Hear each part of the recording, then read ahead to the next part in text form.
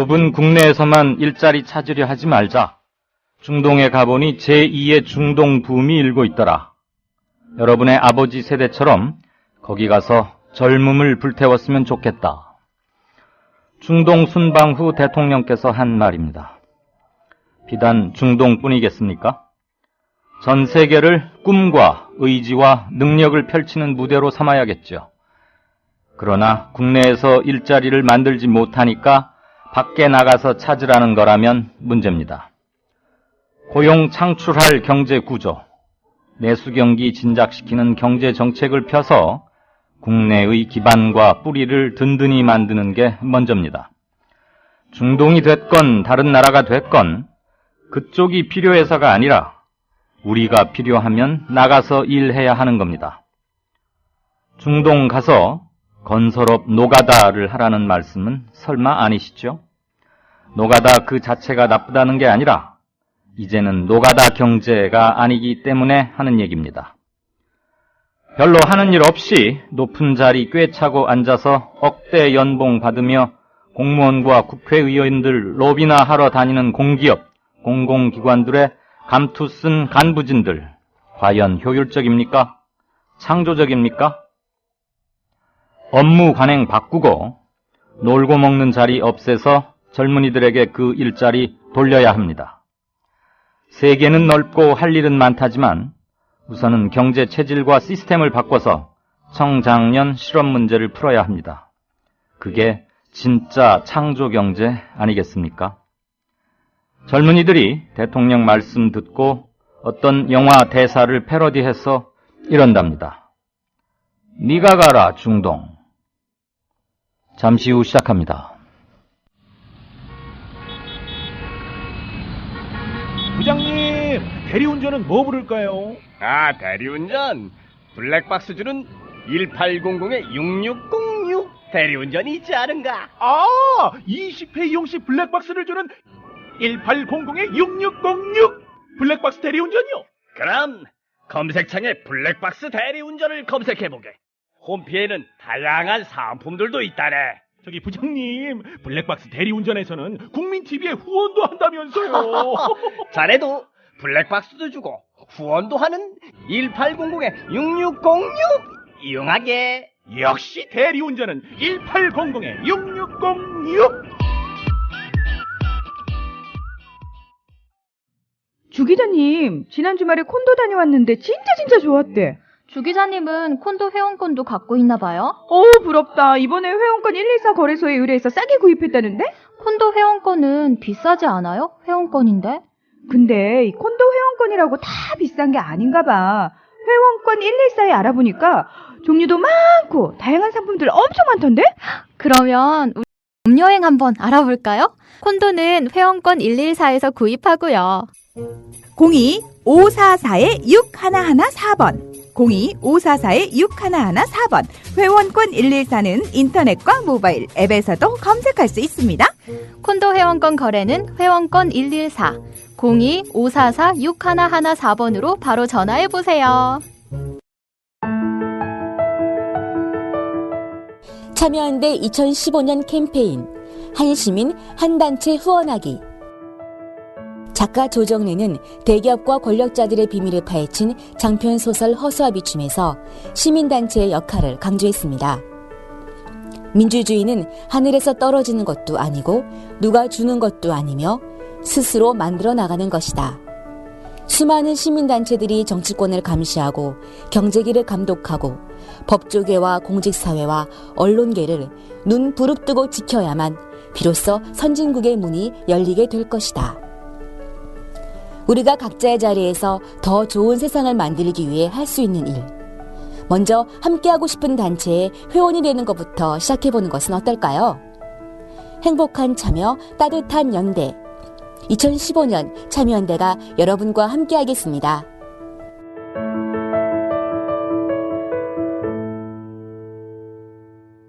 네, 뉴스 브리핑 가두실 시간이시죠? 송명훈 작가 나와 있습니까? 네, 안녕하십니까. 안녕하세요. 정동영 전 의원 국민 모임으로 옮겼는데 관심이 됐었던 서울 관악을 출마하지 않겠다고 공식 발표했죠. 네, 그렇습니다. 오늘 김세균 국민모임 3인 공동이사장과 만나서 국민모임이 요구하는 뜻은 충분히 이해하나 불출마 입장을 바꾸기는 어렵다고 밝혔습니다. 이 보궐선거를 위한 단판 승부보다는 대한야당과 대체야당을 건설하겠다는 취지로 호흡을 길게 가져갈 필요가 있다고 본다고 말했는데요. 어차피 29일 날 국민모임 발기대회 때 공식적인 입장 표명을 요구받게 될 것인데 그때 아주 명료한 입장을 밝히겠다라고 말했고 생각을 한번 정리해서 말씀드릴 기회가 있을 거라고 생각한다라고 해서 또 약간의 여지는 남겼습니다. 약간의 여지를 남겼다? 네. 네, 선거가 얼마 남지 않아서 또다시 입장을 번복한다면 아마 그건 대단히 문제가 좀 되겠죠. 어쨌거나 관악을에는 출마하지 않겠다는 걸 지금 공식적으로는 처음 딱 밝힌 겁니다.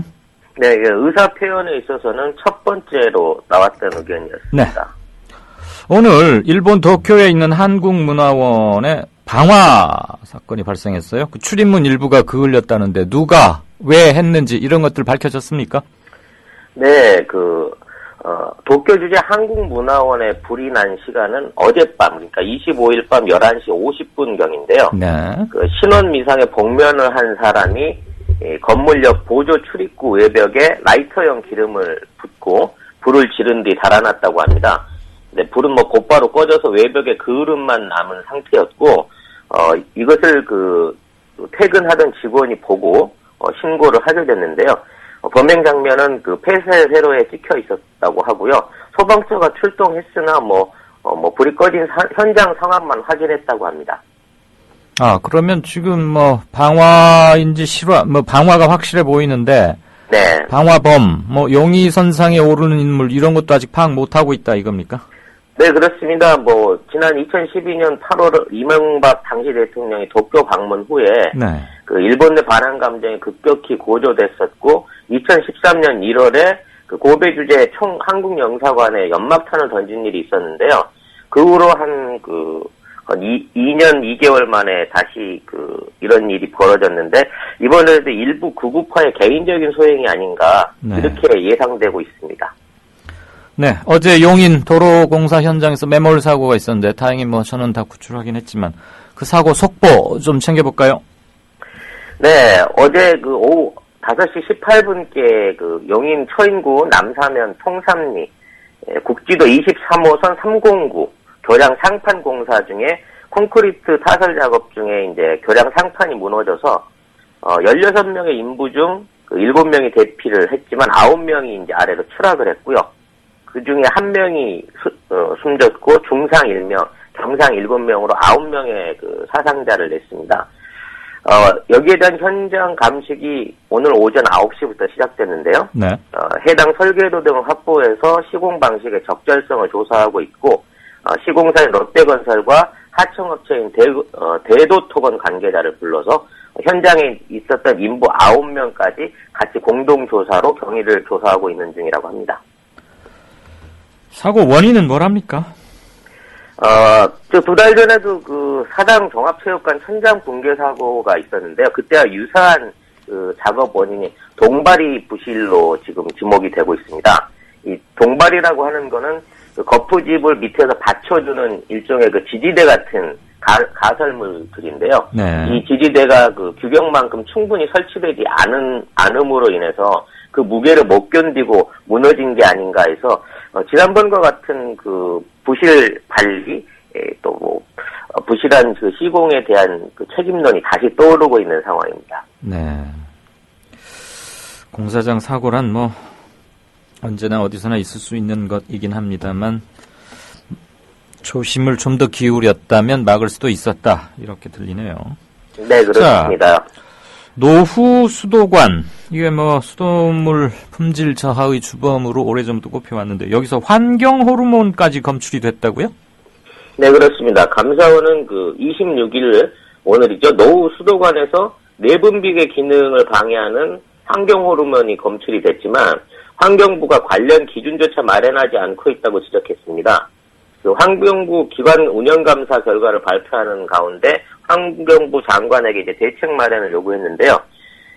그 노후 수도관을 대상으로 비스피놀 A라는 그 수도 배관 안에 그 에폭시로 도장하는 수지 기준이 있는데요. 네. 이게 이제 물에 녹아 나오는 허용 기준이 미국 허용 기준을 2.6배 초과해서 검출된다고 밝혔습니다. 그래서 그 44개 기존 유해 물질에 대한 위생 안전 검사를 하고 있지만 이 비스페놀 A에 관해서는 이 검출 기준, 그러니까 검사 기준에 아예 포함시키지 않고 있었다고 하는데요. 이 물질은 50년대부터 플라스틱 그 제품 제조에 사용되어 화학 물질로 그 내분비의 기능을 방해하거나 혼란시키는 기능을 하는데요.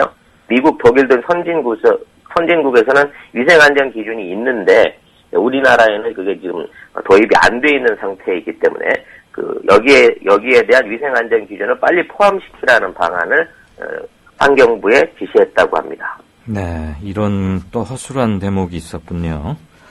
어린이용품에서도 중금속이 검출됐다죠? 네, 그렇습니다. 그 국가기술표준호는 지난 2013년 1월 환경부로부터 210개에 달하는 어린이 용품에 대한 그 안전관리 기준 검사를 했는데요. 니켈과 그 중금속 등이 초과 검출됐다는 통보를 받았습니다. 그래서 해당 제품들을 수거하거나 위해 상품으로 표시 등록하는 조치를 하지 않은 점에 대해서 지적을 했는데요.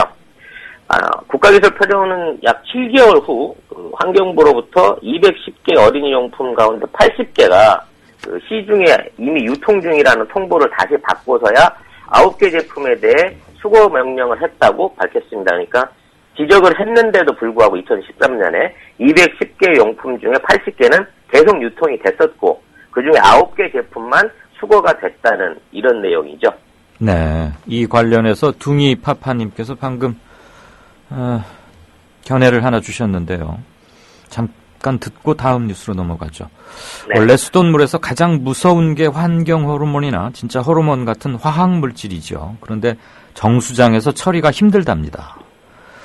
그러니까 이제 관 교체를 해야 되는데 관 교체를 하고 싶어도 예산이 확보되려나 모르겠다. 항상 뒤로 밀리곤 하는 게 수도관, 노후 관 교체 예산이다.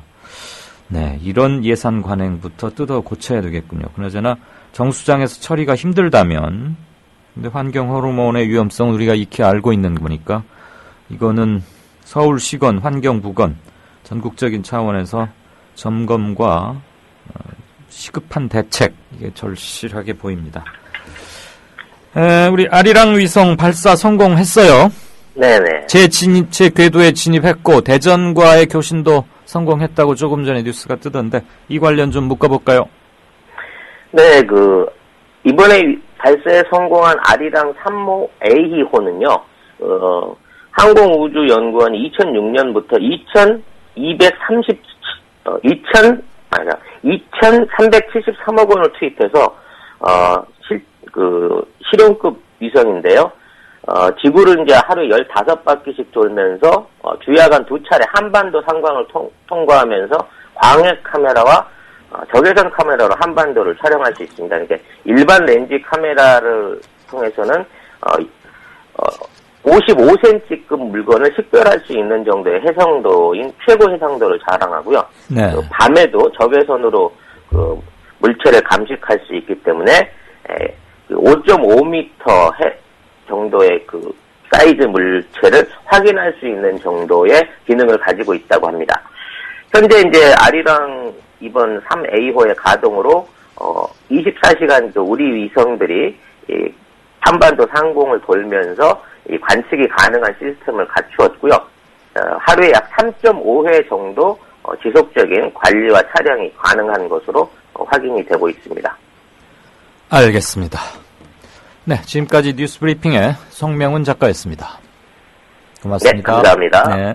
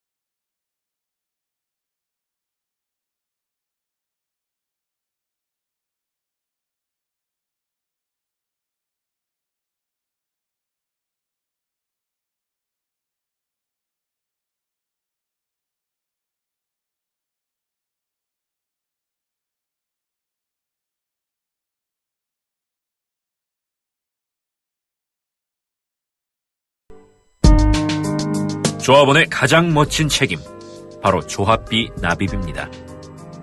미디어 협동조합도 그렇습니다. 월 11,000원의 조합비 납입자, 늘고는 있지만 아직 절반 수준입니다. 혹시 잊으셨나요?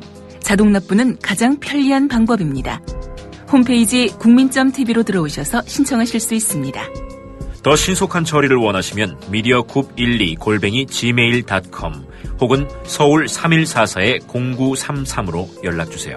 저희가 친절하게 도와드리겠습니다. 미디어 협동조합은 조합원 여러분의 조합비의 무게를 실감하고 있습니다. 공정 뉴스로, 그래서 자부심으로 보답하겠습니다. 네, 경제 뉴스 점검하는 코너죠. 오늘도 오진근 헤어룸 인베스트먼트 대표 나오셨습니다. 어서 오십시오. 네, 안녕하세요. 지난 화요일 24일 날 시작했으니까 불과 이제 오늘이 사흘째인데 안심 전환대출, 주택담보대출 중에서 이제 2.6%대 고정금리로 바꾸는 이게 벌써 9조 원을 돌파했다고요? 예, 그렇습니다. 이틀 만에 두 달치 한도인 10조 원에 육박하는 9조 원을 돌파했는데요.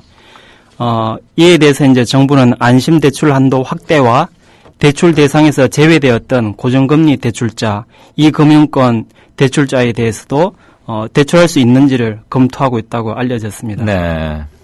제2금융권은 그동안 안 됐었죠. 그러니까 보험사 이런 데서 돈을 빌렸던 사람들은 이걸 하고 싶어도 못했는데 네. 이제 자본액을 좀 늘려서 그렇게까지 확대를. 근데 그러려면 돈이 있어야 되겠네요, 결국. 예, 근데 그 정부에서 애초에 20조 원은 너무나 작고요. 아하. 예, 작년에 뭐 주택담보대출 늘어난 것만 해도 43조이기 때문에 상당히 큰 규모인데 네. 그래서 제가 생각할 때는 2분기에 금리가 추가 인하될 가능성이 있는데 네네. 이렇게 된다면 은행권 전체적으로 주택대출 금리, 뭐 변동금리든 고정금리든 전반적으로 매우 하락할 것으로 예상이 됩니다. 예. 그래서 이제 그 주택담보대출 3년 지나신 분이나 뭐 2년 지났다든가 그런 분들이 갈아타기가 활발히 일어날 것 같고, 그렇죠. 뭐 안심대출에 국한되지 않고 은행권 전반적으로 대출 금리가 낮아져야 된다 이렇게 네. 보고 있습니다. 그렇죠. 지금 기존 주택담보대출은 보통 3.23%대인데 이거는 2.6%니까 0.67, 0.6 내지 0.7%포인트 차이가 나는 거 아닙니까? 네. 똑같은 은행에서 똑같은 집을 맡기고 돈을 빌어 쓰는 건데 사실 너무 차이가 많죠. 무엇보다도 20조라는 것은 전체 주택담보대출의 규모를 감안했다면 그 정보는 정부가 당연히 가지고 있었을 거고요. 애초부터 너무 적다. 언발의 오줌 누기다 이런 말이 있었는데 3일 만에 총 자본 하려던 것에 벌써 50% 육박한 게 나가버렸군요. 네. 혹시 우리 오진근 대표는 이런 거하고는 상관없으시죠? 상관 있습니다. 뭐 있으십니까? 예. 자, 공무원연금 개정 어떻게 돼가고 있어요? 이거 지금 뭐 시한이 촉박하고 계속 안들을 내놓고 하는데 긴장이 계속 고조되겠죠. 아무래도 뭐 공무원 노조 측에서는 점거 농성도 하고 그러던데. 예, 그렇습니다. 그 야당과 공무원 노조에서는 끝까지 패를 보여주지 않았는데 네. 어젯밤에 일단 자기들이 제시할 수 있는 안을 제시했습니다. 그래서 지금 막판 협상 중인데요.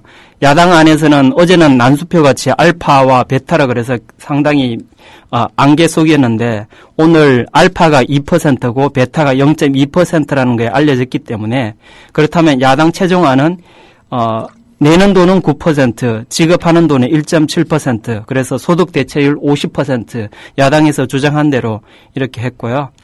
그리고 여당안은 기여율이 10%, 지급률이 1.25%로 많이 내려갑니다. 그래서 네. 소득 대체율이 37%밖에 안 되기 때문에 가장 공무원들이 받아들이기 힘든 이런 안을 냈습니다. 그래서 지금 현행 공무원연금이 기여율이 7%고 지급률 1.9%, 소득 대체율이 전체적으로 57% 수준이기 때문에 최종적으로는 야당안에 수렴하는 수준에서 협상안이 타결되지 않을까 그렇게 보고 있습니다. 공무원 노조 측에서 보자면은 여당안보다는 야당안을 택하는 게 훨씬 자기들에게 유리할 것 같다. 그래서 예. 그쪽으로. 근데 공무원 노조 측에서도 자체안을 당연히 낼 거 아닙니까? 예, 공무원 노조에서는 이제 자체안을 냈는데, 기여율은 이제 8%로, 야당보다는 1% 좀 적게, 내고, 연금 받는 수준은 비슷하게 이렇게 했습니다. 네. 그래서 야당안은 조금 더 내고, 연금 받는 액수는 똑같은 걸로 이렇게 돼 있는데요. 결국 전체적으로 새누리당, 정부안, 김태일안, 새정치 그 공무원 노조안 전부 종합해 보면은 예. 결국은 야당 안에 수렴하는 것이 중간 정도고 그렇게 될 걸로. 그 5가지 안을 모두 종합적으로 비교해 보면 새정치민주연합이 낸 안이 두루두루 만족시킬 수 있는 그럴 가능성이 높다 이런 분석이신 거죠? 예, 그렇습니다. 네. 자, 제2의 쌍용차 사태 아니냐? 그 외국 자본 먹튀 말씀하시는 것 같은데 자세한 사항이 뭡니까? 네, 경기도 이천에 하이디스라는 회사가 있습니다. 네. 근데 이 회사가 이달 말에 공장 폐쇄하고 377명의 노동자를 정리해고하는 이런 일이 벌어졌습니다. 그 하이디스라는 회사는 뭘 하는 데며 굉장히 유명한 데인가요? 어떤 규모나 이런 게? 예, 이 회사는 옛날 현대전자, 지금의 SK 하이닉스 였는데 네. 2002년도에 분사해서 중국 BOE라는 회사에 인수되었습니다. 아. 예, 그랬는데 2008년도에 대만 자본에 이 잉크에 재인수되었는데요.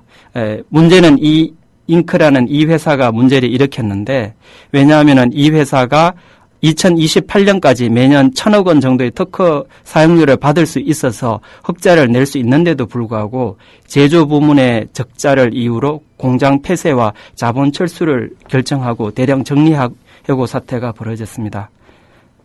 그러면 이미 외국인으로 대만으로 넘어갔던 회사인데 그래도 뭐 외국 자본 먹튀라고 이렇게 바로 말할 수 있을까요? 예, 그런데 이제 이 회사가 작년에 900억 정도 흑자가 났거든요. 네. 예, 흑자가 났는데 제조 부문에서 적자가 난다고 해서 철수를 하고 쉽게 말하면 특허 기술을 빼돌리고 노동자들을 정리해고하는 이런 일을 했기 때문에 그래서 지금 그 이천의 하이디스 앞에서도 시위를 했고 네. 심지어는 29명의 노동자들이 대만 타이페이 도심에 가서 네. 그 본사 앞에서 삭발을 하면서 시위를 하는 그런 일이 벌어졌습니다. 그래서 한국 정부가 지켜주지 못한 일자리에 대만의 양심이 호소하러 왔다 이런 말을 했는데 뭐 근본적으로 이런 문제는 뭐 국회나 노동부, 공정위, 검찰 이런데 우리 정부가 나서는 게 맞다고 보고 있습니다. 예, 근데 쌍용차 사태에서도 보았지만 지금은 쌍차가 이제 인도 사람이 주인 아닙니까? 예. 그러니까 우리가 사실 그 인도 소유주에게 뭐 특별히 할 만한 게 참 마땅치 않다 그래요. 외교적으로 그냥 가서 대사가 한번 점잖게 얘기하고 이런 거 정도밖에 없다고 하는데 이것도 좀 안타까운 일이 되겠군요. 그런저나 흑자 규모는 굉장히 큰데. 예. 근본적으로 외국의 회사라 하더라도 한국 법을 준수해야 됩니다. 네. 현재 여기 있으니까. 예. 한국 법을 준수해야 되는데 준수하지 않았기 때문에 그리고 정리해고 요건을 충족시키지 못했는데 네. 그것을 법원에서 너무 광범위하게 아하. 해석했기 때문에 문제가 생깁니다. 그러면 그 지점에서 정부가 개입해서 확실히 바로잡을 건 바로잡고 현지법, 우리 국내법에 의해서 처벌할 건 하고 네. 이렇게 해서 결국은 애둘러서라도 노동자들의 권익을 지켜주는 이런 수순이 되어야 되겠군요. 예, 그렇습니다. 네. 그래서 하이디스였군요. 이름이 하이닉스하고 좀 비슷하다 싶었는데. 그리고 2년간 무려 3만 1,000명가량의 노동자들이 정리해고돼서 직장을 잃었는데 정부와 대법원은 손을 놓고 있고 그런데 여기에 한술 더 떠서 해고를 더욱 쉽게 하는 노사정 대타협을 압박하고 있다고요? 네, 그렇습니다. 2013년과 2014년 2년 동안 국내 재벌 대기업과 금융기관에서 3만 1,278명이 정리해고 또는 구조조정이 되었다고 한국노동사회연구소가 밝혔는데요. 네. 구체적으로 보면 건설사가 8,632명, 통신업에서 KT 위주로 8,820명, 그리고 제조업체 현대중공업 비롯해서 3,677명, 정권사에서 6,241명, 상당히 많습니다. 증권사. 그렇군요. 그리고 보험카드사에서 3,640명, 은행에서 1,350명 등입니다. 특히 이번 정리해고는 정규직이고 상대적으로 고임금인 금융기관과 재벌 대기업에서 대대적으로 이루어졌기 때문에 양질의 일자리가 대폭 축소되었습니다. 네. 상황이 이러한데도 정부는 이달 말까지 노동자들의 양보로 비정규직을 4년으로 늘리고자 하고 정규직 임금을 깎고 해고를 더욱 쉽게 하는 노사정 대타협안을 추진해서 청년 실업을 해소한다는 좀 다소 엉뚱한 얘기를 하고 있습니다. 이쪽 풍선을 둘러서 저쪽 풍선을 바람을 좀 있어 보이게 하는 착시 효과인데 말하자면 말이죠. 그나저나 현행법상 정리해고 요건은 좀 엄격한 것으로들 알고 계시지 않습니까? 특히 되게 그렇게들 보고 있던데. 예, IMF 이후로 김대중 정부에서는 매우 엄격하게 도입을 했지만 실제로는 엄격하지가 않습니다. 아하. 정규직 해고도 합법적인 수단, 불법적인 수단을 동원하여 광범위하게 진행되고 있는데요. 정규직 해고의 경우에도 재벌과 금융기관들은 회사 전체적으로 대규모 흑자가 나도 일부 사업부가 적자가 나면 회사 전체적으로 구조조정의 칼을 빼들 수 있게 돼 있습니다. 그리고 회사가 어려워질 경우에 정리해고를 제일 먼저 하고 그 다음에 외주화, 그 다음에 해외 공장 이전을 단행하고 있습니다. 네. 그 정리해고 요건은 긴박한 경영상의 위기에 최후의 수단으로만 제한적으로 가능했는데 2002년 대법원이 중요한 판결을 하게 되는데 긴박한 경영상의 위기에다가 장래 위기에 대해서도 해고를 할 수 있다. 굉장히 애매모호하고 광범위한 판결을 함으로써 현재 쌍용차나 하이디스 같은 수많은 기업에서 대규모 정리해고가 자행되고 있습니다. 예. 또 한 가지 짚어볼 것은 정리해고가 너무 남발되고 있다는 간접적인 증거 가운데 하나가 노동소득 분배 비율의 하락입니다. 한국의 노동소득 분배 비율은 59.7% 있는데 이것이 그 수십 년간 10에서 20%포인트 꾸준히 하락해 왔는데요. 네. 삼성전자, 현대차 등 20대 재벌 대기업들은 노동소득 분배율이 50%에 불과합니다. 그리고 500대 대기업으로 확대하더라도 54%인데요. OECD 평균은 69%입니다. 그러니까 우리나라가 얼마나 그 노동자들의 임금을 깎고 적게 지급하고 있는가 이것을 알 수 있습니다. 네, 그 노동소득 분배율이라는 거 경제학 용어가 좀 어려우니까 좀 쉽게 한번 설명해 주고 넘어갈까요? 예, 쉽게 말하면 생산에 투입되는 것이 노동과 자본으로 분류했을 때 네. 노동소득 분배율이 우리나라가 59.7%니까 60%라고 치면 40%는 자본 그 주주나 오너들이 가져가고 60%는 노동자들이 갖는 것입니다. 그런데 이 비율이 네. 우리나라가 20년 전만 하더라도 70%였거든요. 그래서 국제적 수준과 비슷했는데 네. IMF 이후로 이제 신자유주의가 왕성하게 이제 확산되면서 지금 60%가 안 되는 수준으로 네. 상당히 어렵고 더군다나 재벌 대기업들은 지금 50% 초반이니까 어허. 상당히 그 1년 결산해서 상여금을 많이 지급해야 된다고 이렇게 보고 있습니다. 그 혹시 OECD 평균 노동소득 분배율 혹시 기억하고 계십니까? 예, 69%입니다. 69%요. 예. 그러니까 우리 20년 전쯤에는 우리가 지금 69, 한 70 됐는데 예. 불과 20년 만에 10%포인트 이상 떨어졌고 특히 국내 수출 대기업같이 삼성전자나 현대차 이렇게 유명한 데는 50%대밖에 안 된다 이거죠? 예, 그렇습니다. 이건 참 크군요. 네. 이래서 또 오늘 공부 하나 더 합니다. 청취자 여러분들도 공부 되셨죠? 자, 사상 초유의 1% 초저금리 시대에 들어왔죠. 지난번 한은 금융통화위원회에서 기준금리를 1.75%로 내렸고 2분기 중에 한 번 더 내릴 수도 있지 않을까 뭐 이런 얘기마저 나오던데 그럼 이제 실질금리는 마이너스 금리란 얘기잖아요. 물가 인상 뭐 빼면. 네. 그러면 소비자들은 이거 어떻게 대처해야 됩니까? 예, 그 금리 인하한 지 2주가 지났는데 지금 시중에 800조 원의 부동자금들이 움직이기 시작했습니다. 네. 현재 은행 예금은 1.9% 수준이기 때문에 발빠른 그 예금자들은 3% 초반인 저축은행으로 이동하고 있고요. 물론 저축은행에 이제 한 저축은행당 5천만 원 한도로 하겠죠. 예금보호 한도로 그렇게 하고요. 그리고 증권사 CMA 계좌인데 이것은 이제 쉽게 말하면 증권사에 있는 급여 계좌라고 보시면 됩니다. 네. 근데 이게 이제 은행이 1%대 예금을 그 이자율인데 증권사 CMA로 급여 통장을 바꾸면은 최고 5에서 5.5%를 줍니다. 그렇게 많이 줘요? 예, 저도 조사하면서 깜짝 놀랐는데 대우증권, 신한금융투자, 현대증권 등이 5%대의 굉장히 높은 이자를 주기 때문에 짧은 기간이라도 이것은 굉장히 크기 때문에 잘 조사해 보시고 증권사 CMA로 이동하기를 권합니다. 그러면 그러니까 그 회사에다가 내 급여는 이 통장으로 넣어주시오 이렇게 신청만 하면 되는 거 아니에요? 예, 신청만 한번 하시면 됩니다. 아니 그러면 증권사들은 돈을 어디서 그렇게 잘 벌길래 5.5%가량의 이자를 지급한다는 겁니까? 예, 증권사들은 주식 투자자들에게 8%대로 대출하고 있거든요. 그쪽에서도 또 예대 마진이 이게 있군요. 예, 증권사는 기본적으로 그런 예대 마진이 있고 다양한 사업을 하기 때문에. 근데 8%대로 돈을 빌려서 주식 투자를 합니까? 예, 그게 문제가 많은데 아직 안 내리고 있습니다, 증권사들이. 그러면 주식 투자를 얼마나 잘해야 8% 이자를 물고도 남을 수 있단 말입니까? 아유, 무섭네요.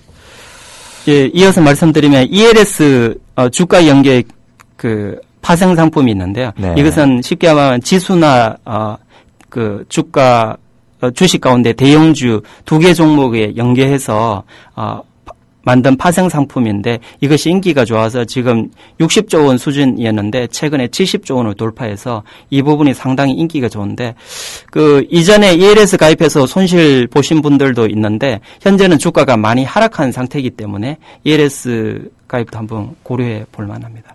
알겠습니다. 증권사로 급여 계좌를 옮기면 좋답니다. 참고들 해보시기 바랍니다. 새로운 경제과외 선생님이죠. 아주 실전에도 강하신 오진근 헤어룸 인베스트먼트 대표였습니다. 고맙습니다. 예, 감사합니다.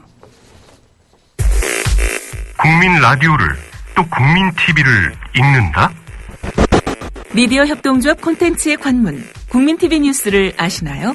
뉴스K 등 국민TV의 모든 기사, 조간 브리핑 등 국민 라디오의 인기 콘텐츠, 주요 방송의 녹취와 뉴스메이커와의 대담, 주요 원고 대본이 여러분을 기다립니다.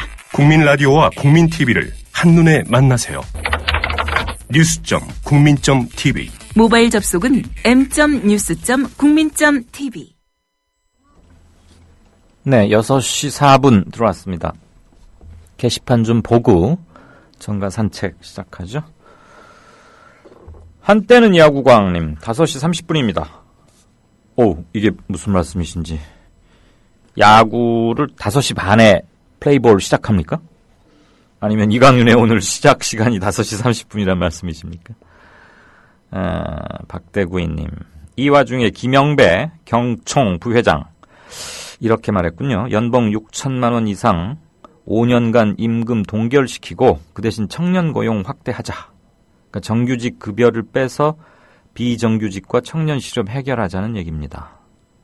윗돌 빼서 아랫돌 괴는 거고 추가로 뭐 지출할 생각은 없다. 임금 올릴 생각은 없다. 뭐 이런 얘기죠. 아이고 이런 걸 보고 조삼모사라고 합니까. 도리깨님 뭐 불만이 많으신 것 같기도 하고 말이죠. 네. 자, 국물엑스님, 하이디스 노동자들의 타이베이 삭발 시위 사진 올려주셨군요. 선견님, 정동영 전 대선 후보의 서울 관악을 출마 관련해서 견해를 주셨습니다. 이 관련해서는 아마 조금 있다가 정가 산책에서 좀 짚어볼 것 같습니다. 메밀빛, 메밀빛, 소금을 뿌려놓은 듯한 하얀 은백색의 메밀이죠. 국민TV 전남 여수지역 모임에 조합원님들 참여를 권하고 환영합니다. 한 달에 한 번씩 정기 모임도 갖습니다. 국민TV 증좌 그리고 후원도 꾸준히 하시는 여수지역 조합원님들께 이강윤 쌤의 격려의 멘트 부탁합니다. 세계 4대 미항 여수에서 조합원 메밀빛 올림. 아이고, 제가 뭐 어떻게 감히 이강윤 정도가 격려 멘트라는 것은 좀 황송하고요. 전국 어디서든 공정 언론, 대안 언론, 소통 잘하는 언론, 무게중심 잃지 않고 어느 한쪽에 치우치지 않는 언론, 이런 게 팟캐스트로도 가능하다는 것을 보여주는 게 우리 미디어 협동조합 국민TV의 목표 중에 하나가 아닐까 싶고요. 정기 모임도 하시니까 친목도 많이 도모하시고, 네, 조합이 어려울 때는 또 물심양면으로 이렇게 뭉치는 기꺼이 성원드립니다. 거리가 가까우면 언제 한번 가서 서대회죠? 여수에서 유명한 게. 오동도 방파제에 앉아가지고 서대회에다가 소주 한잔 했으면 좋겠는데 멀어서 그만. 그나저나 세계 4대 미항이에요. 또 통영은 나폴리라고도 하죠. 한국의 나폴리. 세계 4대 미항 중에 2개가 우리 한국, 남한 두 항구에 있군요. 네, 여수 조합원님들 축하드리고 재밌게 행복하게 건강하게 사시길 바랍니다.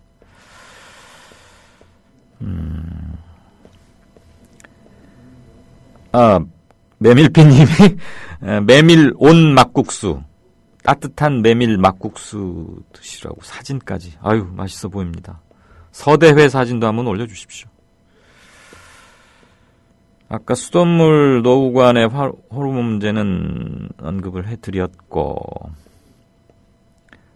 출첵 니가 가라 중동, 오프닝이란 닉네임을 쓰시는 분 장동건 씨죠. 친구에 나왔던, 한 10년쯤 됐나요? 한참 젊었을 때 아주 여전히 역시 잘생겼군요. 눈빛이 참, 그 사진을 올려주셨습니다.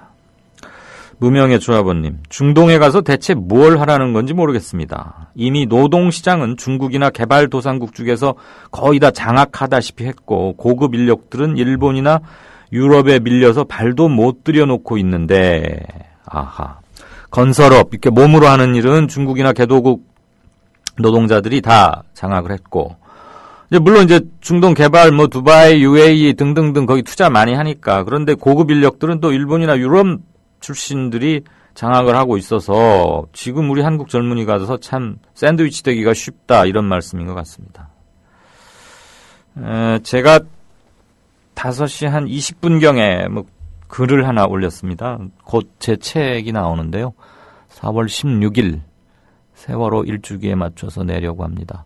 제목을 그동안 뭐 이 사이트를 통해서도 한번 했더니 많은 분들이 견해를 주셨고, 그래서 한 7개 정도로 압축이라고 지금 너무 많죠. 올렸습니다. 한번 조금 그 스크롤을 올려서 견해를 한번 좀 밝혀주십시오. 아시다시피 이강윤의 오늘, 이번 4.16 1주기에 맞춰서 낼 책은 바로 청취자 여러분들과 함께 만든 것이라고 해도 과언이 아닙니다. 매일매일의 오프닝, 그리고 클로징 멘트와 방송 원고, 그리고 진짜 인터뷰 때 모셨던 세월호 가족, 그리고 세월호 관계자들 인터뷰 전문, 그리고 세월호를 주제로 제가 쓴 컬럼, 이런 것들, 그 다음에 경향신문과 한겨레의 세월호 관련 만평, 이런 것들을 주로 모았습니다. 물론 두 신문 화백들의 동의는 물론 받았고요. 뭐 부끄러운 책입니다만 같이 지난 1년 우리 세월호 때문에 울고 탄식하고 분노하고 보도해 왔지 않습니까? 그 지난 시간의 기록을 같이 하자. 그래서 부끄럽지만 세월호 가족들에게, 그리고 청취자 여러분께 이 책을 바치고자 합니다. 제목이 참 중요한데 제목에 좀 견해들을 주시면 꼭 책에 반영하도록 하겠습니다. 그리고 책이 나오면 좀 관심도 가져주시고요. 네, 고맙습니다. 조금 있다가 다시 한번 게시판은 체크하겠습니다. 박근혜 정권은 용산 참사 진상규명에 대한 약속을 했었습니다. 후보자 시절에. 하지만 대못을 받고 살인진압 책임자였던 김석기를 공기업 사장에 낙하산 임명을 시킵니다. 삼성 반도체 공장이나 정부에서 그 자료를 안 내놓고 영업 비밀이란 이유로다가 화학약품, 전리방송 다 감추어 놓고서는 이 피해자 가족들한테 입증 책임을 지라는 건 말도 안 되기 때문에 분명히 그 안에 아이들이 살아있을 거라고 생각을 하고 있는데 그 귀중한 시간에 어떠한 시도도 하지 않고 진행도 하지 않았다는 게 우리로서는 너무나 가슴 아프고 정말 아마 평생 천추의 한이 될 것 같습니다. 권력이 불편해하는 사람들, 그래서 발언권을 잃은 사람들, 그들의 목소리를 거침없이 전파하는 뉴스 K. 장악당하지 않은 뉴스 K. 밤 9시 당신의 선택을 기다립니다. 이강윤의 오늘, 이제는 정가 산책으로 함께합니다. 정치권 동향 생생하게 풀어드릴 분은요. 네, 한국일보 양정대 기자 안녕하세요. 예, 안녕하세요. 이분은 서울에 있을 때나 경남으로 갔을 때나 참 말도 많고 화제도 불러일으키고 이번에 지금 홍준표 변수 때문에 새누리당이 속앓이가 심하다면서요? 당초 이제 경남 지역 의원들 정도, 이 정도였다면, 네. 이게 이제 지금 홍준표 지사가 그 미국하고 멕시코 지금 해외 출장을 나가 있는 상황인데, 골프 대회 갔던 거 아니에요? 그 골프 논란이 좀 불거지면서 이 여론이 급속히 악화됐고, 그러면서 이제 수도권 의원들까지 지금 전전긍긍하고 있는 이런 상황이다, 이렇게 말씀을 드릴 수 있는데요. 네. 이게 이제 지난주에도 잠깐 언급을 해드렸습니다만 이 무상급식 지원 중단 문제가 단순히 이제 경남 지역에 국한되는 게 아니고, 그렇죠. 이게 문재인 대표의 방문, 그리고 문재인 대표하고 홍 지사의 설전 이후로 사실 어떻게 보면 문재인 대표나 새정치민주연합 입장에서 보면 무상급식 문제를 사실은 전국적인 이슈화로 끌어낸 그런 계기가 됐었는데, 네. 여기에다 이제 홍준표 지사가 이 골프 논란까지 번지면서 이 여론이 지금 급속히 악화되고 있습니다. 실제로 보면 이 지난주에 나온 여론조사 결과에 비해서 지금 어제 나온 여론조사 결과를 보면 불과 며칠 사이에 이 여론이 그 부정적인 여론이 10%포인트 이상 지금 급증한 걸로 지금 그렇게 나오는데요. 네. 전체적으로 보면 새누리당 입장에서는 사실 개개 의원별로 보면 이 선별적 복지로 가야 된다 이런 얘기들을 사석에서는 내 소신이 그렇다 이렇게 얘기를 하지만, 네. 실제 의원들이 지금 이미 2010년 지방선거 그리고 2011년 서울시장 이 재보궐선거를 통해서 사실상 좀 전국적으로 이 무상급식의 큰 판이 지금 굳어진 상황에서 이것을 그렇잖아도 지금 복지 수준, 우리나라의 복지 수준에 대한 이런 얘기들이 나오는 과정에서 이걸 되돌린다는 게 사실 쉽지 않은 상황 아니겠습니까? 그렇죠. 이런 것 때문에 드러내놓고 지금 새누리당에서 이 홍 지사에 대해서 아주 엄호를 하는 의견이 지금 거의 없지 않습니까? 예. 그런 거 보면 실제로 지금 여론의 흐름 이런 것들이 지금 굉장히 민감해 있는 상황이고요.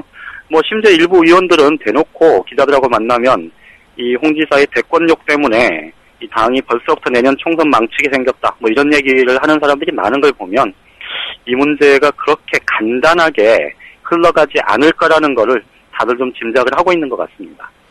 네, 그 문재인 대표 방문했을 때 홍 대표가 조금 빈을 맞이하는, 손님을 맞이하는 자세에서는 좀 너무 거칠고 과했다, 이런 평들이 여야 모두에서 나오는 것 같더라고요. 굉장히 오버한 거죠. 그렇죠. 예. 동시에 자기가 이제 대선 주자급으로 이렇게 함께 격상되는 그랬는지 모르겠는데 너무 거칠었고. 그나저나 네네. 이거 제가 한 말 아니니까 어디 가서 제가 했다고 전파하지는 마시고요. 모래시계였잖아요, 원래 홍준표 도지사 별명이. 그렇죠. 모래시계 검사 이렇게. 근데 최근에 바뀌었어요. 뭘로 바뀐지 아세요? 글쎄요. 간계남이래. 네? 간계남. 아, 그게 뭐예요? 간장게장 남자. 그걸 줄여서 간계남. 간장게장이 뭔지 아시죠? 뭐죠? 예. 뭐예요? 아니, 먹는 거 얘기하시는 거 아니에요? 예. 간장게장을 밥도둑이라고 하잖아요. 아. 그래서 간계남 지사님이랍니다. 이 국회에 계시는 기자 대빵님이 그런 것도 모르시면 어떡해요. 모르겠어요. 아유, 죄송합니다. 홍 지사 귀국하면 그렇게 문자 하나 보내드리세요. 강계남 지사님 원로에 고생이 많으셨다고. 한국일 양정대에서 그렇게 보내십시오. 사실 지금 경남 지역 의원들 어제도 경남 지역 의원 한 명하고 점심을 같이 먹었었는데요. 네. 얘기 들어보면요, 정말 뭐라 그래야 될까? 이런 표현이 이 방송에서 적절한지 모르겠는데, 예. 정말 죽으려고 그럽니다. 그러니까 실제로 지금 오늘 어제 이제 방송 뉴스에서 나왔었던 TNS 조사를 보면, 예. 20대에서 40대 특히 반대 여론이 굉장히 심한데, 보통 이제 이 초등학생들 또 초등학교 입학 전 유아들 이 부모들의 반발이 굉장히 크다는 거는 예. 이게 재보궐선거 자체는 조금 다르겠습니다만 내년 총선까지 이 분위기 그리고 지금 어차피 증세 복지 논쟁이 지금 우리 사회 전반에 그렇죠. 지금 이제 촉발이 돼 있는 상태고 예. 이것의 큰 축이 무상급식과 무상보육임을 감안을 하면 사실 새누리당 특히 경남 지역 의원들은 지금 경남 지역 내부에서 시민단체, 학부모단체 중심으로 지금 이 반대 시위 자체도 지금 본격화하는 그런 양상이고 이런 것들 때문에 굉장히 곤혹스러워하는 그런 모습이 역력합니다. 네. 자, 야당 쪽 얘기 한번 볼까요? 오늘 김세균 국민모임 이끌고 있는 김세균 서울대 명예교수 등을 통해서 정동영 전 대선 후보 서울 관악을에 출마하지 않겠다 이렇게 말을 했는데 그거 또 달리 해석될 수도 있는 겁니까? 출마하는 겁니까? 안 하는 겁니까? 지금 주변 얘기를 들어보면요. 의견이 좀 상반된 얘기들이 계속 나오고 있습니다. 예. 오늘 기자회견을 전후로 해서 이 정동영 전 의원이 한 얘기는 출마 가능성을 열어놓는 얘기였는데 어쨌든 이 기자회견 끝나고 이제 따로 배포한 자료에서는 출마, 불출마 얘기를 번복하기 어렵다. 이렇게 지금 얘기를 했지 않습니까? 예. 그런데 지금 국민모임 쪽에서는 어쨌든 29일까지 답을 달라. 이렇게 요구를 한 상태고, 정동영 전 의원 쪽에서도, 그때 입장을 밝히겠다. 이렇게 얘기를 했는데, 말씀드린 대로 주변에서는 좀 의견이 굉장히 전혀 상반된 얘기가 나오고 있습니다. 네. 한쪽에서는 이게 결국은 출마 가능성을 열어놓는 거고, 정치인의 그리고 특히 지금 새로 정당을 만들어야 하는 이 국민모임 입장에서 보면 의석을 갖고 있고 갖고 있지 않고가 굉장히 중요할 수 있다. 그래서 다소 그 명분에서 조금 논란이 있더라도 정동영 전 의원이 관악을에 출마해서 이 국회 입성하는 게 전체적으로 국민모임이 정당으로 이 제자리를 잡는데 가장 지름길이다 이런 주장을 하는 사람들이 있고요. 예. 반면에 이 정동영 전 의원의 역할이 지금 이 재보궐선거 한석보다는 내년 총선을 통해서 이 진보 진영, 진보 개혁 세력의 재편 이쪽에서 일정한 역할을 해야 되는 만큼 이번 재보선 불출마가 맞다. 이렇게 지금 주장을 하는 사람들이 있는데요. 예. 지금 내부 의견도 엇갈리고 있고 정치연합을 비롯한 이 야권의 전반적인 분위기도 지금 정동영 전 의원의 출마 문제와 관련해서는 의견이 굉장히 양분되게 지금 나타나고 있습니다. 결국 최종적으로는 이제 국민모임이 창당 발기인 대회를 하는 29일 날 정 전 의원이 명확하게 이제 자기 입장을 공개적으로 밝히는 게 최종적인 결론이겠습니다만 네. 그 전까지는 이 설왕설래는 계속될 수밖에 없고요. 이 분위기가 결국은 오늘 내일새 어떤 얘기가 어떻게 오가고 그것이 또 어떤 움직임으로 나타나느냐에 따라서 이 정동영 전 의원의 출마 문제는 최종적으로 여전히 조금 그 가능성이 열려 있다 이렇게 보는 게 맞을 것 같습니다. 아, 그래요? 그러면 29일 날 그냥 몰아서 딱 한 번에 밝히면 되지 오늘 기자회견은 왜 했답니까? 그러니까 그것 때문에 지금 계속 설왕설래가 나오는 건데요. 네. 사실은 이 창당 발기인 대회를 통해서 전반적으로 지금 국민 모임이 앞으로 당을 어떻게 끌고 갈 것이다. 그리고 내년 총선과 관련해서 어떤 구상을 갖고 있다는 걸 분명히 밝히는 자리가 될 거고, 그 과정에서 이제 그 4월 29일 재보선과 관련한 구체적인 이제 계획들도 얘기가 될 텐데, 그렇기 때문에 사실은 그 자리에서 어떤 구체적인 얘기들을 했던 게 나왔을 텐데, 오늘 사실 별도의 입장 발표를 했던 건 그만큼 그 내부 논의 과정, 이 과정에서 좀 여론의 추이를 좀 살펴보겠다는 그런 취지가 있었던 것 아니냐, 이런 얘기가 나오고 있습니다. 그러니까 말씀드렸던 대로 정동영 전 의원 주변에서 이 출마에 대한 요구가 굉장히 강하다는 것도 좀 한편으로는 고려가 되지 않았나 싶습니다. 네. 그나저나 정동영 전 의원 참 지역구 많이 만약에 나온다면 굉장히 많이 옮기는데, 전주, 동작, 서울, 강남, 제 기억이 맞나요? 또 있나요? 그 세 곳인 것 같아요. 그렇죠. 그런데 지금 거기 또 뭐 새정치연합에서는 옛날 참여정부 청와대에 있었던 정태호, 그다음에 의원직을 잃은 이상규 전 통진당 의원, 그리고 새누리당에서는 시의원을 역임한 거기 당협위원장. 예, 당협위원장. 예. 거기가 옛날에 이해찬 의원이 했던 데든가요? 그렇었죠. 예. 서울대 나온 사람들이어야 되겠네요, 아무래도. 글쎄요. 그나저나 참. 아니 그러니까 이게 지금 기자회견하고 후에 배포한 자료가 이렇게 달리 해석될 수 있다는 것은 정 의원 본인이거나 또는 정 의원 주변이거나 간에 일단 문제가 있는 거 아닙니까? 메시지는 하나로 명확히 전달되어야 되잖아요. 사실은 그래서 오늘 그러니까 야당 주변에서 계속해서 나오는 얘기, 아까도 말씀드렸듯이 이게 분명하게 그러니까 하나의 메시지로 지금 그렇잖아도 논란이 있는 상황이면 어쨌든 29일 한 번에 좀 정리를 했던 게 낫지 않았겠느냐. 네. 이런 얘기가 나오는 게 바로 그 이유입니다. 그렇네요. 저도 그냥 딱 듣자마자, 그럼 뭐하러 기자회견을 오늘 해가지고 괜히 말만 더 구설이 되고, 나오든 안 나오든 이렇게 불분명하게 하면은 더 마이너스밖에 안 되잖아요. 그렇죠. 이게 이제 천정배 전 의원의 광주 서울 출마도 사실 그 과정도 좀 비슷했고, 예. 어쨌든 조금 거물 정치인들의 행보치고는 조금 뭐랄까요, 좀 실망스럽다고 해야 될까요? 그런 게 좀 있지 않나 싶습니다. 예, 잘 들었습니다. 예, 고맙습니다. 네, 지금까지 정가산책 한국일보 양정대 차장이었습니다. 월간 다운로드 수 1000만, 팟캐스트계의 에이스 국민 라디오가 광고주를 찾습니다. 직접 찾아서 선택해 듣는 방송, 청취 몰입도가 높은 방송, 지상파 케이블 광고와 차원이 다릅니다. 부담 없는 가격, 소비자의 열띤 반응, 전혀 다른 광고의 블루오션을 경험해 보십시오.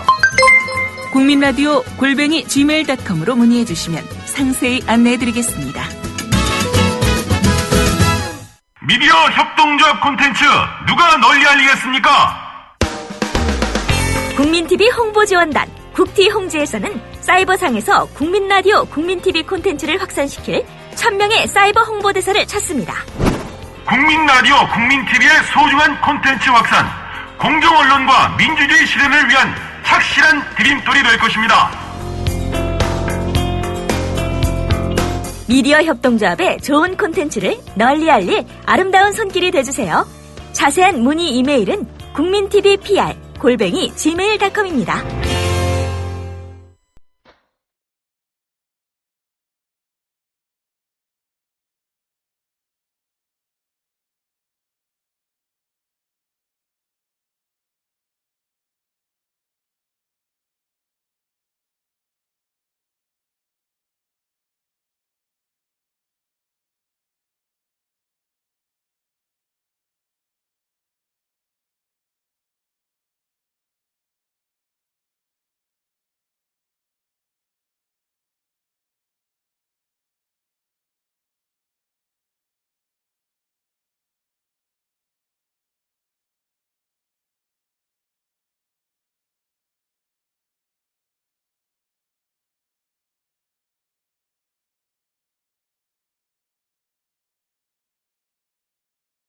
아침 최저 기온은 영하 2도에서 영상 9도, 낮 최고 기온은 12도에서 21도 정도로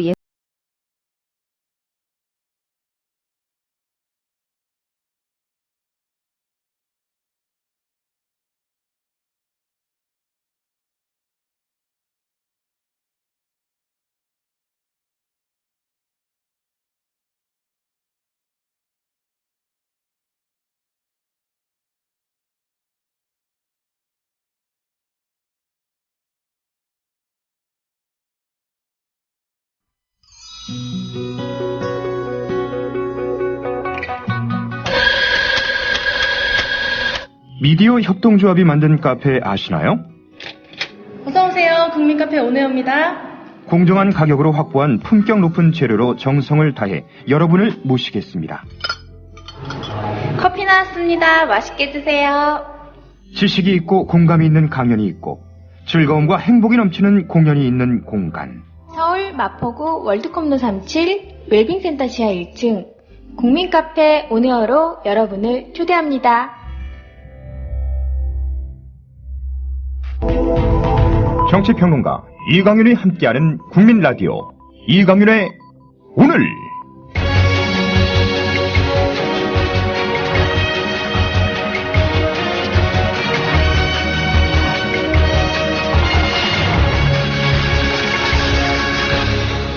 이강윤의 예리한 시각. 이제는 뉴스의 행과 간을 짚어냅니다. 네, 오늘 고른 행간은 김종엽 한신대 사회학과 교수가 오늘 한겨레에 쓴 컬럼입니다. 국회의원 숫자를 늘리면 특권은 줄어든다라는 제목의 컬럼인데요. 결국 국회의원 특권 줄이자, 그러기 위해서 숫자를 좀 늘리자, 그리고 국회를 생산적으로 운영해보자라는 게 주장의 요지입니다. 앞부분 먼저 들으시겠습니다. 지난 15일 정의당 심상정 원내대표는 국회 정치개혁특별위원회 출범에 즈음한 기자회견에서 국회의원 정수를 현행 300명에서 360명으로 늘리자고 제안했다. 그가 여론의 문매를 각오하고 한 주장의 논거는 이렇다. 선거구별 인구 편차 비율이 2대1을 넘지 않게 하라는 헌재의 결정과 권역별 비례대표제를 채택하라는 선관위 제안이 정치개혁을 위한 좋은 계기가 되고 있지만 자신들의 재선 가능성을 높이거나 유지하는 것에 골몰하는 여당과 제1야당의 현역 의원들은 지금보다 더 개혁된 선거제도를 만들어낼 수도 있다. 개혁적 선거법으로 이끌어내기 위해서는 그들의 재선 욕구를 충족시켜주는 것이 불가피하며 그러려면 의원 수를 늘려야 한다. 이렇게 의원 수가 늘어나는 것에 대한 국민적 불만은 의원에게 제공되는 특권을 줄이고 국회 예산 총액을 동결함으로써 누그러뜨릴 수 있다. 네.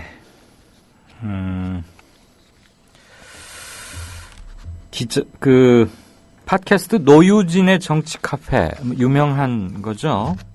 노회찬, 유시민, 진중권, 이 세 사람이 하는. 저도 가끔 듣습니다만, 거기 출연해서 심상정 정의당 원내대표가 한 발언을 보면, 지금 이건 김종엽 교수가 이제 노유진의 정치 카페에 나왔던 심상정 의원의 이 얘기를 듣고 해석을 하는 겁니다. 그렇게 오도구 여지가 많은 건 아닌데, 심상정 의원은 자신의 제안이 어쨌든 간에 국민에게는 미안한 일이라고 생각하는 것 같은데 이 점은 공감도 그리고 동의도 되지 않는다.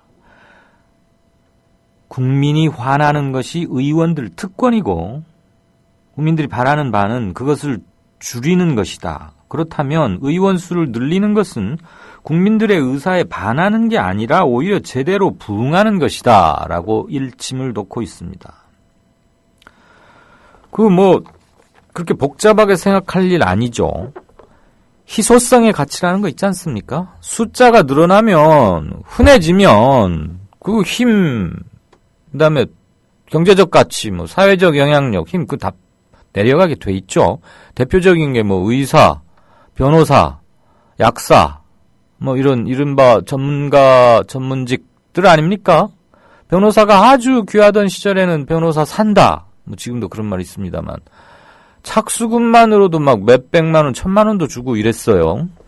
그러니까 높은 자리에 있다가 나올수록 뭐 수임료 자체만으로도 그냥 뭐 아주 큰 돈을 했고, 그다음에 이기면은 이제 성공보수라고 그래서 따로 받고 이랬던 거 아닙니까? 그러니까 변호사협회에서는 항상 배출되는 변호사 숫자를 줄이려고, 즉 시장의 경쟁자를 줄이려고 늘 많이 애를 써왔죠.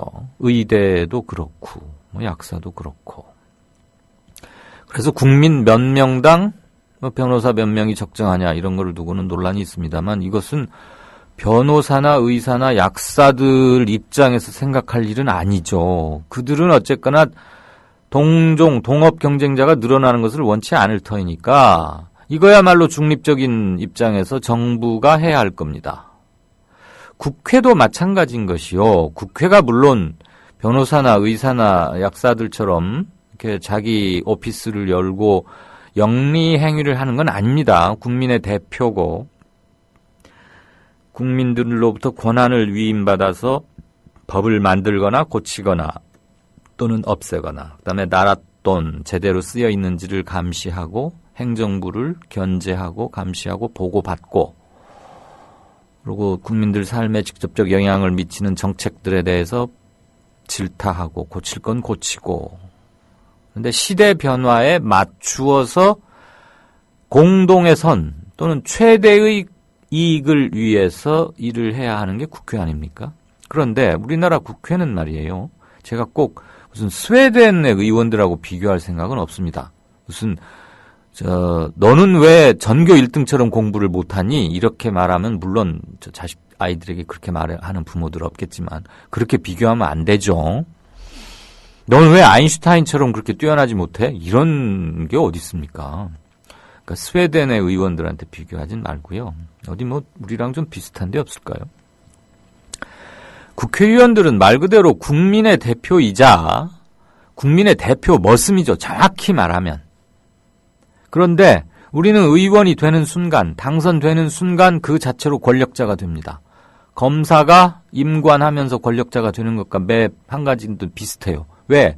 국회의원을 통하면 그동안 무슨 일이 좀 되어 오기도 했었거든요. 뭐 조그만 취직 자리부터 시작해서 어디에 로비도 하고 지역구 일 해결하고 하는 것이 이제 국회의 주 임무처럼 돼버린 거 아닙니까? 재선, 3선 하느라고 지역구 눈치 신경 써야 하니까. 그러다 보니까 국회의원이 국회의원답지 않은 일을 하게 되는 경우도 참 많아요. 대표적인 게 상갓집 안 돌아다니면 지역구에서 평이 나빠가지고 아유 그 뭐 배지 달더니 거만해졌어. 그래? 다음에 보지 뭐. 사실 이거 우리 유권자들부터 바뀌어야 하는 그거 맞습니다. 자, 그건 이제 우리 차원에서 바꿔나가기로 하고요. 우리 대표 머슴을 머슴답게 일을 시키려면 주인을 잘 섬기게 하면 되는 건데 상전 노릇을 하면 안 되는 거 아닙니까? 근데 이래저래 특권이 참 많아요. 뭐 세비도 뭐 적지 않을 뿐더러 뭐 기차도 공짜로 타고 등등등 뭐 국회의원이 되면 뭐 신분상의 변화가 54가지인가가 생긴다고 하더군요. 하다못해 뭐 저기 국립묘지에 묻히는 것까지. 그 중에서 국민의 대표이기 때문에 부여해야 하는 상징적 차원의 예의나 예우 그리고 권위 그런 것은 놔두되 실질적으로 국회의원이 거들먹거리고 어깨에 힘 넣고 다니면서 상전 노릇을 할 수 있었던 것들은 최대한 저는 없애야 된다고 봅니다. 그리고 무엇보다도 명예롭게 내 능력을 바쳐서 일을 하는 자리로 바꿔야 합니다. 명예롭게 일을 하는 자리. 그러려면 뭐 이제 이 김종엽 한신대 교수의 견해는 그렇습니다. 심상정 의원을 비판하면서 숫자를 줄인다고 해서 국회의원의 힘이 빠지는 건 아니다. 그리고 국회의원을 많이 늘려놓고 특권을 없애놓으면 이렇게 로비의 대상이 돼서 훨씬 약해지지 않겠느냐. 그런데 그것은 자율적, 타율적 규제를 통해서 제한하면 된다라는 논리. 이건 이제 핵심입니다. 아주 간단합니다. 그러면서 우선 이분의 결론을 이제 먼저 말씀을 드리자면 의원 수를 늘리자는 제안을 마치 더 큰 것을 얻기 위해서 감당해야 할 손실인 양 말할 이유가 없다. 그렇게 말하는 것은 사실에 맞지도 않고 사람들의 열정을 불러일으킬 수도 없다. 오히려 정치개혁을 위해서는 500명쯤으로 늘려야 마땅하지만 급격한 변화가 생각지 않은 부작용을 낳을 수도 있으니까 상당히 양보를 합니다. 그래서 김 교수는 일단 이번에 1차로 한 60명 정도, 20% 늘리는 거죠. 현재 300명이니까. 360명 정도로 늘리자고 제안하는 겁니다. 저는 기본적으로 국회의원 수를 늘리자는 것 동의합니다. 그리고 이분 김 교수가 근거로 들고 있는 것들 역시 동의하지 않을 이유가 없습니다. 저는 조금 거기에 덧붙여서 한두 가지를 더 말씀드리고자 합니다. 명예롭게 일하는 자리로 만들자. 그리고 진정으로 주인을 섬기도록 하자. 그러려면 어깨에 힘을 좀 빼게 해야 됩니다. 하다못해 세비, 월급도 그렇게 많을 필요가 있을까? 물론 그렇게 많을의 그렇게의 기준은 다 재벌들이 보면 연봉 1억 2천, 4천 그게 뭐겠어요? 근데 지금 국회의원에게 들어가는 돈을 보면 1년 세비 1억 2천에 그다음에 6명인가까지 지금 고용할 수 있죠. 나라에서 보좌진, 택시기사, 운전수 등등등 해서 이들에게 의원실 하나에 들어가는 돈이 아무튼 7억 원쯤 냅니다. 1년에. 저는 세비는 정확하게 반으로 딱 줄입니다. 왜냐하면 실질적으로 국회의원 중에서 아주 찢어지게 가난해가지고 먹고 살기 힘든 사람이 되는 일은 거의 없고요. 지금 1억 2천쯤 주고 있는데 그거 6천으로 주더라도 그걸로 도시가구 4인 가족 생활하는데 큰 부족은 없을 겁니다. 그다음에 정치활동하는 것은 입법 지원비도 있고 후원 모금도 할 수 있습니다. 그리고 각 방마다 비슷한 일을 하는 보좌진 인력을 6, 7명씩 나라 돈으로 그렇게 많이 할 필요가 없습니다. 그거요. 상임위별로 공동 풀제를 제안합니다. 보건복지위, 그러면 보건과 복지 쪽에 능력 있는 사람들 한 30명쯤 모아놓고 여당, 야당은 정책이나 관점이 다를 수 있으니까 양당에 배분해서 여당에게 의석별로 보좌진 수도 준다거나 이렇게 해가지고 공동으로 운영하게 합니다. 왜 보좌진을 그러다 보면 보좌진을 각 방마다 마음대로 임명하게 하니까 자기 아들을 이름을 바꿔서 하지를 않나 사돈네 팔촌 또는 시골에 있는 누구 취직 안 되는 누구를 데려와서 비서관 턱 앉혀가지고 연봉 5, 6천씩 주지를 않나 실은 전문성 없는데도 말이죠. 그런 거 있지 않습니까? 그러지 말자는 겁니다. 보좌진 인력은 개인 따라다니면서 가방 들고 다니고 문 열어주고 차 문 열어주라고 있는 거 아니거든요. 자기 차 자기가 몰 수도 있는 거고 바쁘면 운전기사야 주죠. 그 좀 뒷문 자기가 차 문 열고 내리면 어디 그렇게 모양이 빠지는 일입니까? 옛날 노무현 대통령 한번 생각해 보세요. 그 다음에 보좌진 왜 꼭 그 사람 그 의원만 위해서 일해야 됩니까? 보건복지위, 건설위, 국방위 등등등에서 전문성 갖춘 보좌진 풀을 만들어 놓고 같이 공부하고 토론하고 자네 이거는 나 좀 도와주소. 이렇게 해도 되는 겁니다. 그렇게 해서 예산 좀 줄이고 그렇다고 확 돈 깎자는 거 아니에요. 그 대신 김 교수는 한 20% 늘리자고 그러는데 저는 한 30% 늘리자 이걸 제안합니다. 그러니까 390명 만들자는 거죠. 지역구 지금 어차피 이번에 1대2 인구 표의 등가성을 위해서 헌재에서 지금 판정을 내놨으니까 12월 31일까지는 선거구 조정을 해야 되거든요. 그때 지역색도 탈피시킬 수 있고 득표수별 의석을 제대로 반영하기 위해서라도 권역별 비례대표제, 그다음에 정당 명부별 비례대표제 이런 거 도입해서 당이 얻은 숫자가 의석에도 그대로 반영될 수 있게 그게 그야말로 민심을 정확히 반영하는 의석구도 아니겠습니까? 그렇게 가다 보면 그리고 비례대표 늘리자는 겁니다. 정말 직능성, 전문 대표성 살리자는 거죠. 그래서 지역구들은 자꾸 재선에만 신경 쓰고 그러는데 비례대표 늘려놓으면 그리고 명예롭게 일하는 자리로 만들어 놓으면 그렇게 상가집 열심히 돌아다니지 않아도 되고요. 이제 상가집 돌아다니는 정치는 끝났습니다. 그러면 세비는 반으로 줄이고 보좌진들은 공동 운영케 하고 그 대신 숫자 지금보다 90명가량 늘려서 30% 늘려서 390명으로 만들어도 국회 유지하는 데 들어가는 총액은 제가 대충 계산해 봤더니 거의 비슷하더군요. 국회의원이 많아지면 뭐가 좋냐? 의원들끼리 경쟁합니다. 머슴들끼리 경쟁하는 거죠. 그럼 우리 좋아지는 건 누굽니까? 상전입니다. 변호사 수가 많아져서 뭐가 좋아졌습니까? 수임료가 내려가고 변호사들이 친절해졌습니다. 의사도 마찬가지였죠. 시장의 자정기능이라는 것 있고요. 의원도 그렇습니다. 왜 한 사람이 하면 대대손손 5선까지 하다가 자기 아들한테 물려주고 마치 세습지, 영지처럼 한 군데를 그렇게 해야 됩니까? 저는 논란은 뭐 있겠고 다들 생각은 다르시겠지만 국회의원 수 늘리는 거 저 이강윤은 찬성입니다. 네, 뉴스 행간이었습니다. 미디어 협동조합은 2014년 4월 TV 개국 전까지 조합비를 받지 않았습니다. 그래서 창립 이후 1년 1개월 동안 출자금으로 운영해왔습니다. 왜 받지 않았냐고 묻는 분들이 있었습니다. 조합비의 무게가 얼마나 큰지 알고 있기 때문입니다. TV 개국이 이루어졌고 이제 안착 단계에 접어들었습니다. 월 11,000원의 조합비 납입으로 더 큰 발전, 즉 성숙한 동력을 만들어 주십시오. 주목받는 방송, 신뢰받는 언론으로 보답하겠습니다. 홈페이지 국민.tv, 서울전화 3144-7737 또는 이메일 mediacoup12@gmail.com으로 신청해 주세요.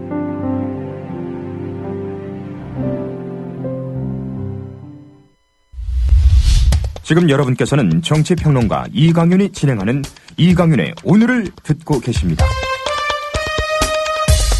이강윤의 오늘은 팟캐스트 포털 팟빵에서 다시 들으실 수 있습니다. 의견과 건의가 있으시면 게시판에 남겨주세요. 네, 진짜 인터뷰 시작하겠습니다. 2010년 3월 26일 밤 9시 22분 정도 이렇게 말씀드리면 뭔가 또는 이렇게 기억하시는 분도 있을 텐데 키 리졸브 그리고 독수리 한미 합동 군사 연습이 한창이던 백령도 근처 해상에서 우리 해군의 초계함 천안함이 침몰했습니다. 참 제가 하나 정정하겠습니다. 제가 며칠 전에 게시판을 읽다가 세월호 인양 관련해서 천안함도 그 두 개로 쪼개서 인양하지 않았느냐 그랬는데 그때 제가 대단히 큰 착각을 했습니다. 천안함은 사고와 함께 두 동강이 났었죠. 뒤늦게나마 정정합니다. 정정이 늦어서 죄송합니다. 2010년 3월 26일 밤 우리 해군의 초기함 천안함이 침몰했습니다. 해군 장병 40명이 숨졌고 6명이 실종됐습니다.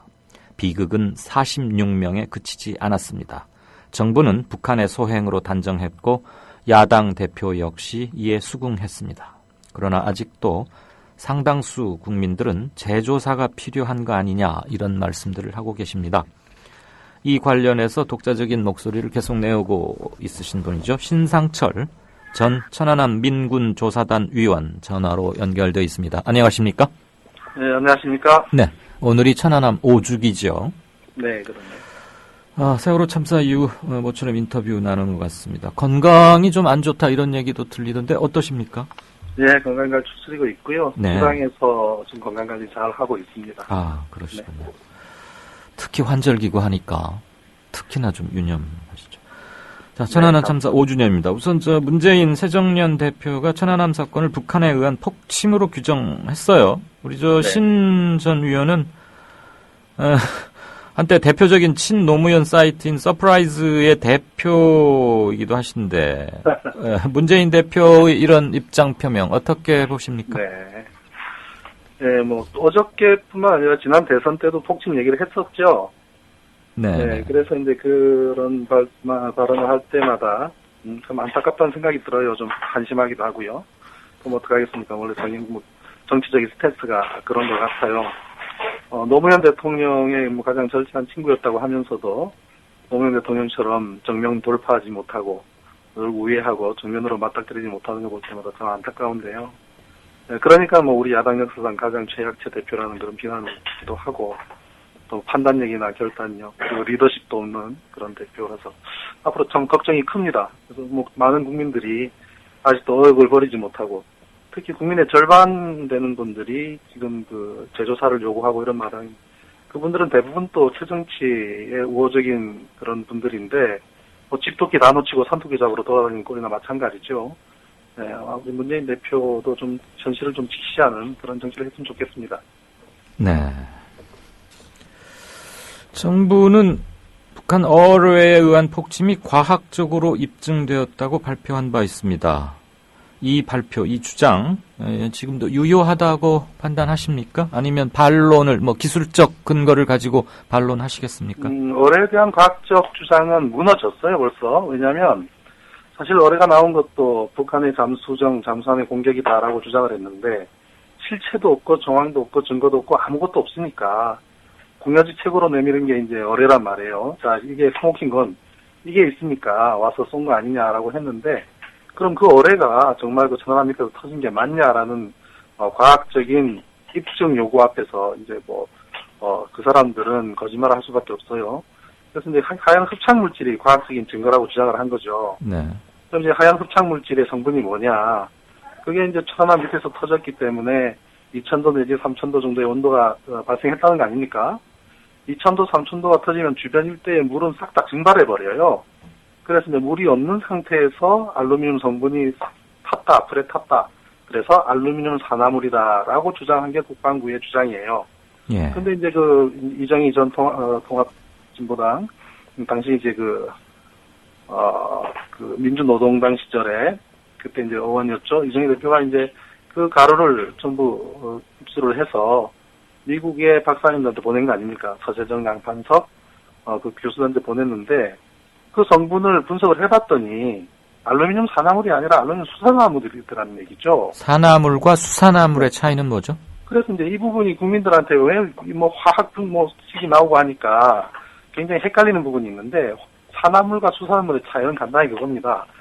산화물은 알루미늄이 그냥 생 공기 중에서 타서, 즉 물이 없는 상태에서 타서 가루가 생긴 것이고, 산소와 반응해서 생기는 거고. 그렇죠. 네. 예, 그런데 이제 그 수산화물이라는 것은 알루미늄이 우리가 물하고 만나면은 점점 부식을 하잖아요. 네. 공기중의 물이든 바닷속의 물이든 물과 함께 시간이 흘러서 녹이 난 것이 수산화물이에요. 예. 그럼 산화물이라면은 이게 물이 없는 상태에서 탔기 때문에 어뢰가 폭발한 것이다라는 쪽으로 맞는 것이고, 만약 산화물이 아니고 수산화물이라면 폭발 자체가 없었다. 2000도, 3000도의 온도가 없었다는 뜻이에요. 그렇기 때문에 이 성분은 굉장히 중요한 거죠.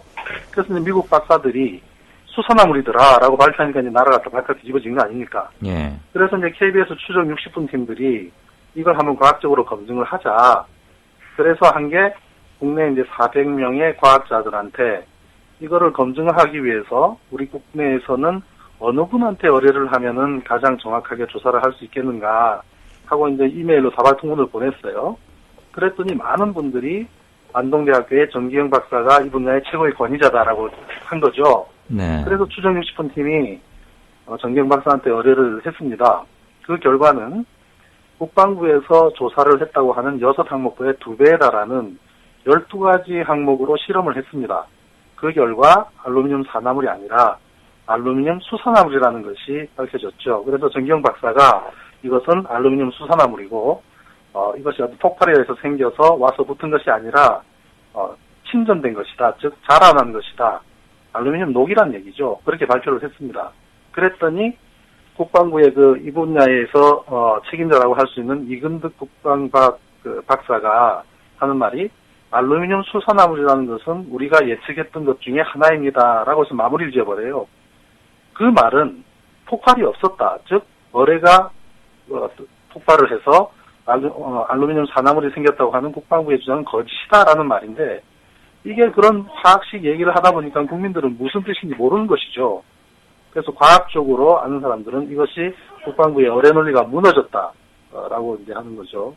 그렇기 때문에 그 어뢰 흡착물만 하더라도 과학적으로 전혀 근거 없는 결론이 이미 내려졌습니다. 네. 그 설명 듣다 보니까 하나 좀 궁금한 게 생겼습니다. 아까 폭발을 하게 되면 2000도 내지 3000도까지 고열에 올라가고 그러면 순간적으로 그 부근에 있는 물이 증발하거나 없어진다고 하는데. 그렇죠. 그게 무슨 수조 같은 탱크 안에 그러니까 일정한 양의 제한된 물일 경우라면 그럴 수 있다고 치지만 바닷물은 정말 끝이 없고 광대무변하게 어마어마하게 많잖아요. 그러니까 폭발 순간은 그 주변의 물이 온도 때문에 열이나 온도 때문에 잠시 없어질 수 있어도 바닷물에서 다시 확 거대한 물이 밀려와서 바로 채워지지 않을까요? 아닙니다. 그게 물 속에서 이 어뢰가 터진다는 것은 그 안에 화학 분말 가루가 결국 화학 반응에 의해서 고체가 기체로 변하잖아요. 예. 그죠? 고체가 기체로 변하면서 폭발을 일으킵니다. 그럼 이 폭발력에 의해서 물이 앞뒤 좌우 상하로 그냥 밀려나겠죠. 그러면 이제 아래쪽이나 옆쪽은 전부 다 물이 가득 차 있기 때문에 결국 수면 쪽으로 해서 공중으로 솟구치게 된단 말입니다. 예. 그래서 보통 요번에 말하는 어뢰인 경우에 350kg TNT 정도의 폭발력이라면은 물기둥이 100m 가까이 생긴다는 겁니다. 네, 그러면 물기둥을 100m처럼 솟아 올리려 그러면은 그만큼 물속에서 밀어 올리는 힘, 즉 공기의 팽창이 존재하는 거죠. 그래서 공기의 팽창이 존재하는 만큼은 그 안에는 물이 존재하지 않게 됩니다. 그래서 물이 없는 상태에서 2000도, 3000도의 온도가 발생했다라는 것이 국방부의 주장인데 그것이 사실이 아닌 것이 밝혀진 거고요. 또 한편으로는 우리가 말하는 소위 1번이라는 숫자 있지 않습니까? 네. 1번이라는 숫자도 나오게 된 배경이 처음에 이분들이 5월 15일 날 의뢰를 공개를 했을 때는 인터넷으로 공개를 했어요. 인터넷으로 공개한 거를 보고 국민들이 무슨 의뢰가 이렇게 낡았냐, 왜 이렇게 걸레 같냐 그랬고, 두 번째는 자 그러면 그 의뢰가 맞다고 치자. 그런데 이거 북한 의뢰라는 걸 어떻게 특정하냐라는 지적이 있었습니다. 네. 그랬더니 5일 뒤인 5월 20일 날 앞에 발표했던 그 의뢰와는 모양은 비슷하지만 전혀 다른 의뢰 하나를 유리 케이스 안에 넣어가지고 공개를 하면서 그 1번을 적어놨어요. 그러면 네. 자기들 말 맞다나 알루미늄이 타서 하얀 가루가 생길 정도로 2000도, 3000도 온도가 터졌다는 게 그 사람도 주장 아닙니까? 그런데 그 안에 이렇게는 매직 잉크가 고스란히 남아있다는 얘기입니다. 예. 그때도 말이 많았죠, 그걸로. 실험에 하면 조그만 토치로 200도, 300도 정도의 오염만 가하면 매직 잉크는 사라져버려요. 네. 그러니까 결국 2000도, 3000도를 견디는 매직 잉크가 도대체 어디서 난 거냐 했더니 우리나라 모나미 잉크 제품이라는 거 아니겠습니까? 예. 이런 말도 안 되는 짓거리를 하니까 네. 국민들이 어떻게 믿을 수가 있겠습니까? 그렇죠? 알겠습니다. 우리 신 전 의원께서는 천안함은 좌초 후에 충돌로 침몰했다. 지금 이렇게 주장하고 계시는 거죠?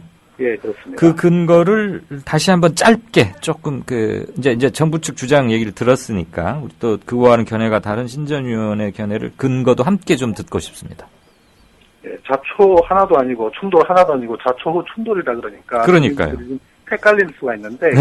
할 수 없는 것이 뭐와 좌초하고 그 다음에 뭐와 충돌했는지. 우리가 보통 그 육상에서 이제 차들이 충돌할 때는 뭐 이렇게 서로 신호를 못 보다 보면 예사로 충돌합니다, 그죠? 네. 그렇지만 바다에서 충돌하는 메커니즘이 쉽지가 않아요.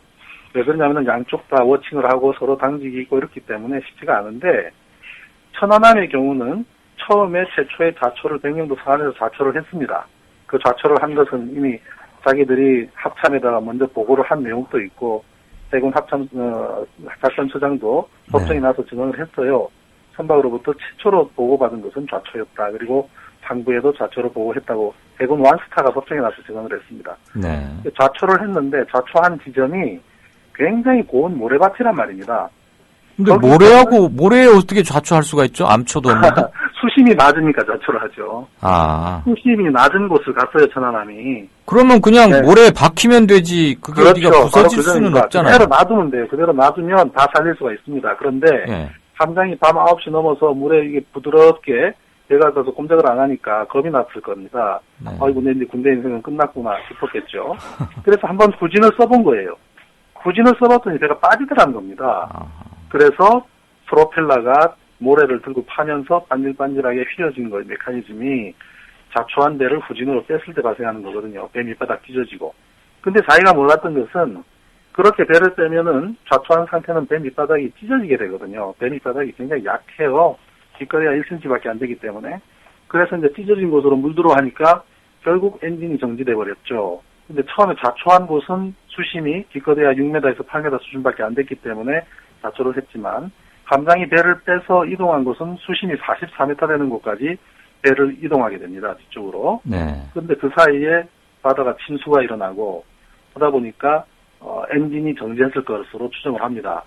그러면 기동력을 상실한 배가 밤에 깜깜한 밤에 불을 끄고 항로상에 88m짜리 배가 표류하고 있었을 때 지나가는 선박들한테는 굉장히 위협적인 존재가 되는 거죠. 잠깐만요, 신 의원님. 워낙 방송을 잘 하시는 분이니까 지금 20초밖에 안 남았거든요. 네네. 정리 좀 부탁드릴까요? 죄송합니다. 네, 그래서 그 옆을 지나던 잠수함하고 그대로 들이받은 것이 천안함 사건의 실체인데요. 그거는 천안함 옆에 바디에 앞부분이 둥그런 물체가 들이받은 흔적이 고스란히 있습니다. 제가 조사위원으로 가서 조사를 했을 때 여기까지만 들어서 죄송합니다. 네, 알겠습니다. 말씀 고맙고 건강 유의하십시오.